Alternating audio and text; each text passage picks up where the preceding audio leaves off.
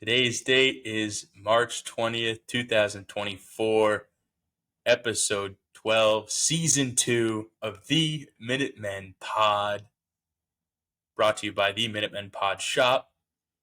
And boy, do we have a lot to talk about of the disappointing 2023 season, but yet a hopeful 2024 season. One thing before we start, we're so back. We're so back. We're so back. All right, let's just start off there. It's been a little while since we've done this, but we're really happy to be back. It was just a frustrating year all the way around, to be completely honest. I had no motivation to do the pod after watching Mac Jones and his sorry ass attitude every single week on the sideline. But we'll get there. Quick wrap on the year. Wasn't good. Was not good. Wasn't good. No, it wasn't just not good. It was so bad that we're now picking inside the top 3 since probably the Bledsoe draft. I mean, so not a good year. We gave up on the pod like Bill gave up on that team, and No, Bill didn't give up on that team. We've come to an unfortunate end. A great 20 years. I think we got to give props to Bill. Phenomenal run. Without him, we would not have won Super Bowl. So all the credit to Bill. The only credit I give to anyone else in that organization is someone hiring Bill Belichick. But Bill and Tom. The dynasty is officially to a close. We're an official reset. But it's going to be an exciting year. But let's recap the last year. How everything turned out. Mac Jones was found out to officially not be the guy after a lot of hope and a lot of praise came from the Minutemen Pod around the season. I'll raise my hand. We were wrong. First to admit here, we were wrong about Mac Jones. I think one of us on the podcast has a lot more to apologize about than the other. but we were wrong. Yeah, honestly, guys, I'm really sorry. I need to adjust how I look at quarterbacks because in football. I honestly don't know what the hell I saw in that guy. He is a born and raised loser. He's a loser. I mean, terrible attitude. I really, it's embarrassing. If I was his parents, I'd be ashamed of him. It really is horrible. I mean, I didn't think he started the year off poorly. It wasn't great by any means, but kept him. The first game of the season against the Eagles, we thought he was back. And then it just kind of from there, it was a total downhill slide of just poor decision making. And the icing on the cake, it all was the Germany interception game against the Colts. That was when I think everyone knew this thing's over. There's no hope, and then from there, we kind of knew where the season was taking us. We knew we weren't going to make playoffs. We were going to have a good draft pick. Bill's future was up in the question already at that point. I think the decision was already made internally that he wouldn't be brought back.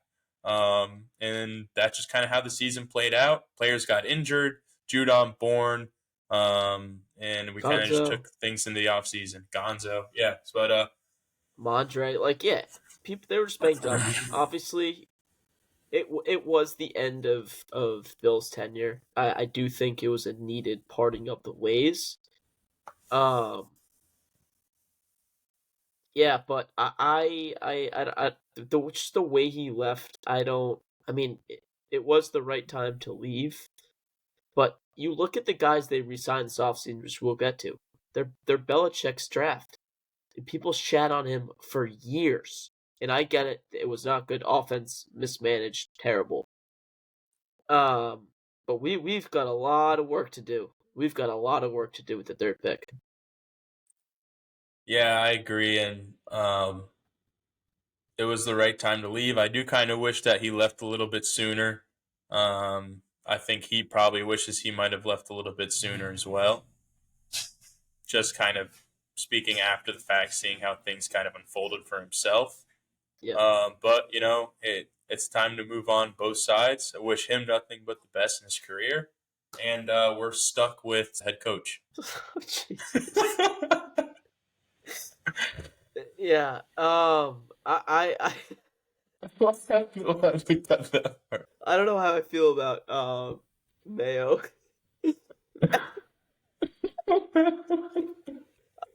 I don't. Yeah, I don't know how to feel about Mayo. Or Wolf leading the charge. If you go back to Wolf in the Packer days, it's all about drafting the fastest, the tallest, the strongest guys, and they need more athletes. Like he said, they need to weaponize the offense. But through 2 weeks, he's done absolutely nothing.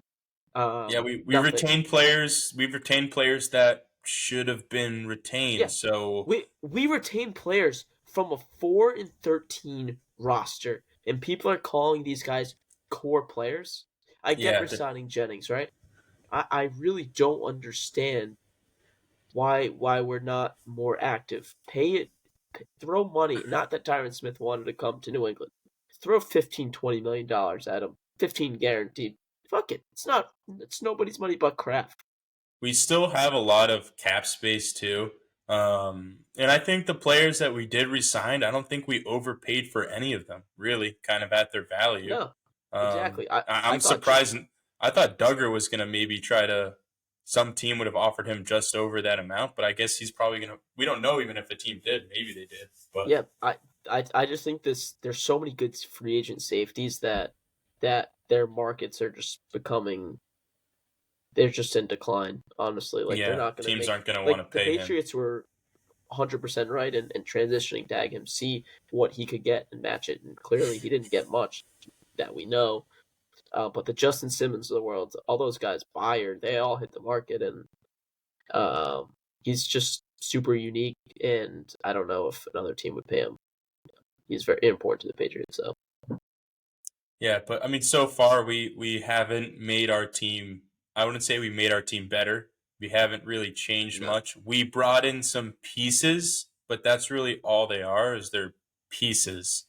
They're kind of like the border pieces of a puzzle. Like, yeah, those are probably the easiest ones to find and the easiest Yeah. things to fill. But you're not solving the fucking puzzle with the border pieces.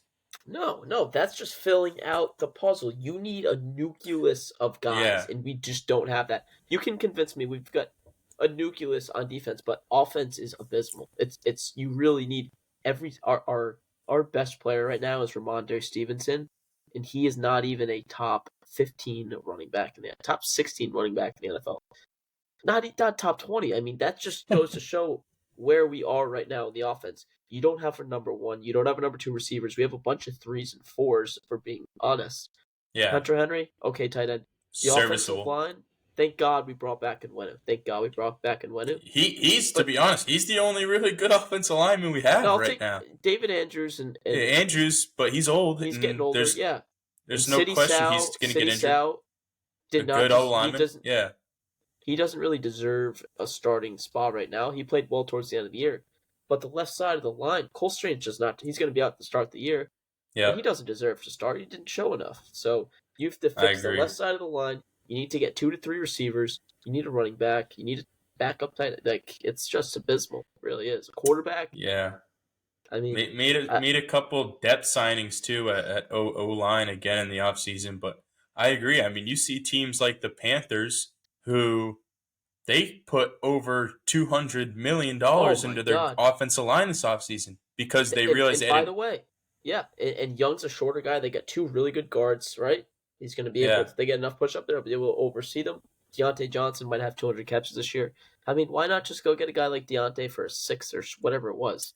yeah. I don't Like understand. a It's guy one who's of going to those get things open. where why aren't they being proactive about these things? If they know they're taking a quarterback at 3, a rookie quarterback at 3, why are we gonna wait till after the fact? It's like, oh wait, yeah, we do need an O lineman. We already have the quarterback. Now let's bring an O lineman in. It's gonna be too late. They should be addressing those needs for their rookie now, so that way when he does start, we have a chance to compete with him on a rookie contract. Yeah, I completely agree with you. And like I see like I think we should just plug immediate holes with like veteran guys. You get a young guy in free agency, fine. I haven't seen many of them. A lot of them are veterans like Mike Williams. Not that he. Why would any sort of receiver rebuilding their value to get another big contract want to come here. Like, I wouldn't want to come here. Yeah, well, no Like one's going to do Hollywood. that. Yeah. Hollywood went to the Chiefs. Mike Williams went Yeah, to the Jets. great. Good for them. Great. Great for Yeah. them. Like, we need to get, like, placeholders and then continue to draft well. But we Yeah. haven't got those placeholders, and it's mind-boggling. It really is. And with those placeholders, we should be paying them. Like, this is the year, this offseason and next offseason, when we have cap space, this is when we should be giving out those 4-5-year deals worth $100 million to cornerstone players on offense and defense. So that way, when we have our quarterback on his rookie deal, we have a chance to compete. And I think that's something the Chiefs did it perfectly. They had a phenomenal roster in place. They paid big cornerstone players, and they were able to win with people on their rookie contract. And obviously, it's an I do get that. I get that. But I'm going to throw a couple names out here, okay? We're going to have to pay Barmore next year, so take that $25 million into. Would you want to pay Christian Wilkins? That's not going to be a 25 cap hit. It's going to be like 2025. He's definitely going to make that much money. Would you want to sign Christian Wilkins? Like, I'm just curious here. Would you want to sign Wilkins to a 4-year, $100 million contract? Do you think he's worth that? An interior defender? No. Okay. What about Calvin Ridley? Would you give him $25 million a year? I wouldn't have given Ridley those contracts. I wouldn't have given Ridley that contract because, okay, right now he's going to be the 10th highest paid receiver. After Jefferson, Higgins, Chase, they all get paid. He's going to be like between 16 and 20, making 25 a year, just the way it goes. And with a rookie quarterback, if we draft one, it's the way you got to do it. But what do I know? What does Elliott Wolf know that we don't know, right? At the end of the day. Yeah, I think he's on the right. I mean, we are going to have to build through the draft. It's just my whole thing is if we're also building through the draft, I fear with the rookie quarterback, it'll be too late. Yeah. You get 5 years out of him, 6 years if you count a franchise tag, but next week we can do a breakdown of the top quarterbacks, top skill guys. But where are you currently at right now with take a quarterback at 3, let him sit and develop a year. If he's ready to go, start him. Or you trade back to 11, you pick up 3 or 4 first. Where are you at there? I don't have a good enough evaluation of the top 3 quarterbacks to even make a call like that. It's more so if we trade back or if we take a quarterback, what are they going to do after that? If we take the quarterback at 3, the guy at 3 has to sit. Like if you're taking your guy at 3, which is just it's a tough thing to answer because the quarterback's going to have to sit a year. Where Jacoby Brissett will be better than that rookie quarterback, no matter what. Will he though? Like, yes, we don't know that. Like Jaden did. Like, do you know? Like, I don't. I really am 50-50 on whether But today I switch opinions every day. I want to take a quarterback because just say you get the guy. That solves so many issues, right? That just solves a lot of issues. And if we're just kicking the can down the road another year, like next year's quarterback I class agree. is Shedeur. Yeah, horrible. Steer clear of that draft. Shedeur, yeah. No, I agree. I'd rather take the quarterback now and instead of waiting pushing in the issue down the line because it's not like we're going to magically be able to sign one of these guys in free agency. You take the quarterback when you have a chance in top 3 and you need a quarterback. You take the fucking quarterback. You don't let them pass up. I agree. I do think these quarterback prospects are a little bit more solid than the Mac Jones year, but again, the separation of the top to the bottom, I think there is a big gap of play. Now, I mean, it just comes down to who's going to be there at 3, and we don't really have a choice of which one of those guys we get to pick, and that's just what kind of makes me uneasy about it. We're just kind of banking. I feel like with our history, and you look at quarterbacks around the league, with the way quarterbacks are developed, that's 98% of it. I feel like. Yeah. And are we really going to trust Alex Van fucking Pelt to develop our quarterback? Like, that's what it comes down. Look at Jordan Love. He sat for 4 years. Not that this quarterback going to sit for 4 years. We don't have the ability to do that. We don't have Aaron Rodgers, but it's just the way they're developed. Yeah, it'll be interesting to kind of see what the Commanders do with the second pick. But what's our thing? Are we? What if they end up going Drake May and then Jalen Daniels wasn't the guy? Like the Patriots have to be 100% confident in both of those players. Like they have to be. Oh, 100%. If you're like 90% sure, don't take them. Trade back, get a bunch of picks, build up like you mentioned, build the nucleus of the roster so you just have that quarterback. If you don't believe in the quarterback, Yeah. So And we'll then see. and guess what? You can always trade back up in to get those picks in the future when you think it's your guy. You know what I mean? Like the Panthers, they did that. They thought Bryce Young was their guy, so Yep. they just traded to get him. And Yeah. sometimes you No, have to do that. I But it'll agree. be interesting to see what Elliot Wolf does here. He's clearly in charge. Why we haven't given him a title is fucking stupid as fuck. I don't know And why I don't know why the Patriots keep doing this trend of not giving fucking people titles. Make him the fucking GM. Kraft isn't in charge. Kraft's so damn old that he fucking did a hit piece on his fucking head coach. Oh, guess what? We're gonna get there in about 2 minutes. But I just want to touch upon the GM situation. This is the most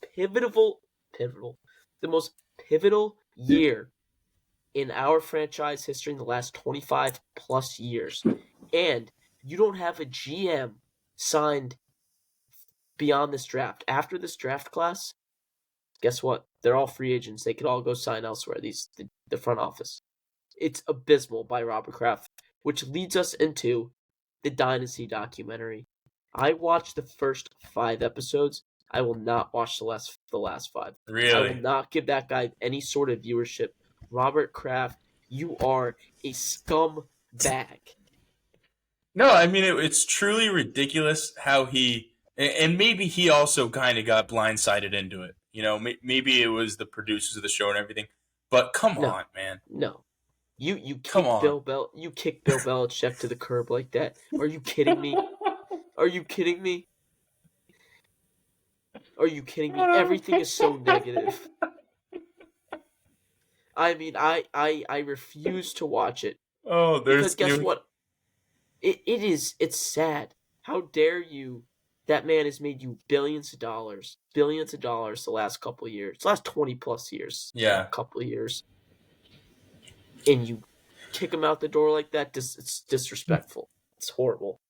No, I mean, and this isn't good for Kraft, especially after the players voted on the franchises and how they're run. And Patriots pretty much were in bottom 5 in every single fucking category, which is really embarrassing coming from a franchise that takes pride in saying, we're a good franchise. The only reason we're good is because we had Tom Brady and Bill Belichick winning Super Bowls. It's become heir apparent that everything else a part of the franchise is abysmal. And it starts at the top from here on out.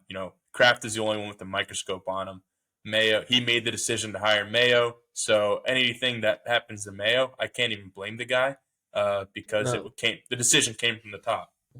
From what we've heard so far from Mayo too, like he seems like a player's guy. Like I'll give him the benefit of the doubt. He learned under Bill for a couple of years. He's gonna have his own way. Let's see what he's about. But Mayo's not going to be the difference maker. Mayo's going to have people in place that are the difference makers. So whoever he kind of hired, that's really going to be where this team's success comes from. I agree. Mayo, player's guy, he'll go out, he'll do his thing. I'm hopeful for them. You got to give the guy some slack as a first time play call, first time head coach. Like we'll see what happens. And shout outs, by the way, a little off topic here. Shout out Steve Belichick. Going out and creating a name for himself in Washington. Went there with Jed Fish, former Patriot quarterback coach. Good for him. Rooting for him. Same. I'm excited to see what he does in his career. Yeah, absolutely. So we'll see. But yeah, I mean, pretty much going back on the Dynasty hit documentary that they did on Bill, there was a part in it too that just kind of shows the fucking where Kraft's head at. Is someone asked Tom Brady about what was discussed when he went over to Kraft's house one night, kind of deciding his future, and Tom was like, Tom being a fucking class act that he is, he was like, some conversations are meant to be private, and I'll keep that one day. They asked Kraft the same question. He just spills the beans automatically. He's like, well, Tom, and calls him Tommy. Tommy and Giselle was saying they need to treat Mike Tommy like a man. They need to treat him like a man.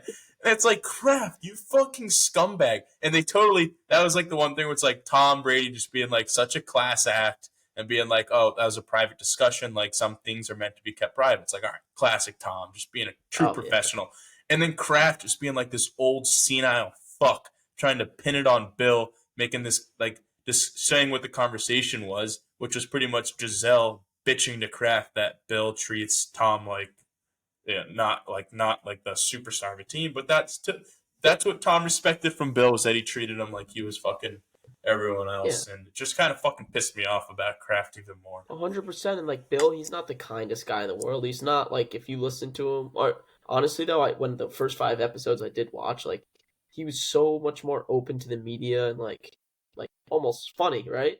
Yeah. But I think not Deflategate, Spygate, really something really happened there with, I think, just lacking, or he just didn't trust anybody after that, because Mangini basically ratted him out, I think, and that's what the that was bullshit. Yeah, yeah. Mangini can go fucking kill himself. Yeah, certified scumbag, but whatever. Certified scumbag. And then Kraft calling Belichick a schmuck.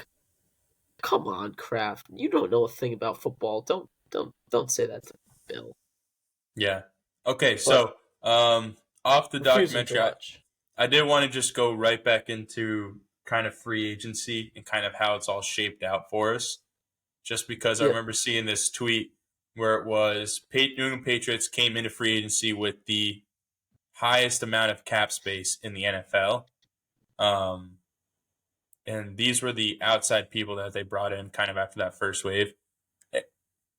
Honestly, I didn't know half of the people on this list prior to this year.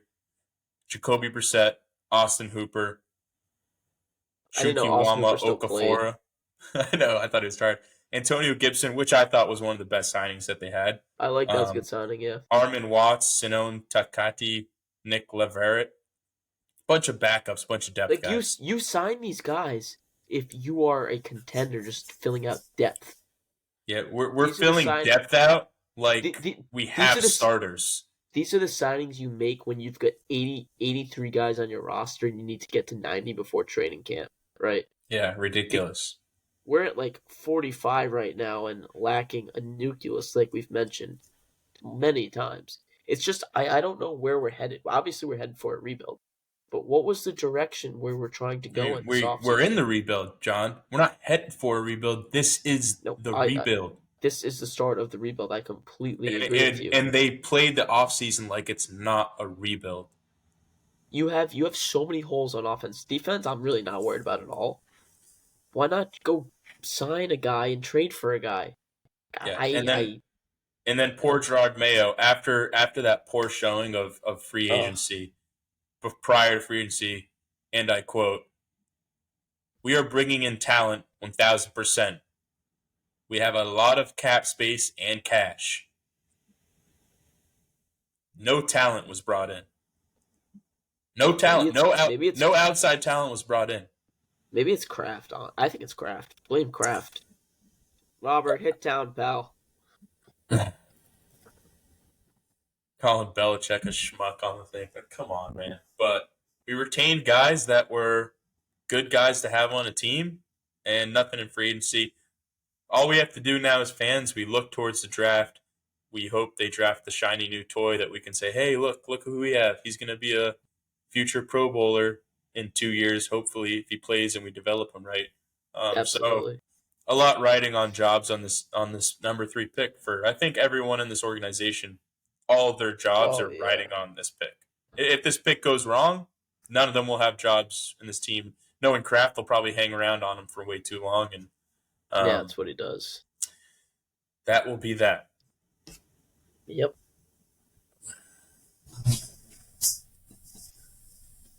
Yeah, I don't want to speak about Robert Kraft anymore.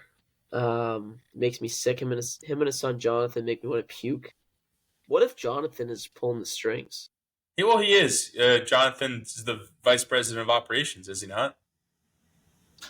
He's like, yeah, he is the VP of football ops. But like, yeah. What does he know about football? Exactly. I think the worst part about it is how the Crafts have tried to take credit for this team's success when, in hindsight, the only thing I'm they a did, self-made billionaire. the Okay, only thing they Robert. did was hire Belichick and not fire him after he decided to start Tom Brady. Yeah. But Also, that was a crazy episode, by the way. yeah, That was wild. just Bill hanging his fucking brass balls right on Bill's got Kraft's fucking Bill's chin. got He did. Bill's. He whipped his brass balls out and laid them right on Kraft's chin Oh and said, yeah, "Suck it." Bill's got some kahunas for that one. Oof. Yeah. Yeah. All right. Well, Minutemen Pod is back. We're We so will back. have Tune in with us every week. We're so back. pumping off-season content out. Really excited for the draft, and that's a wrap. Go Pats.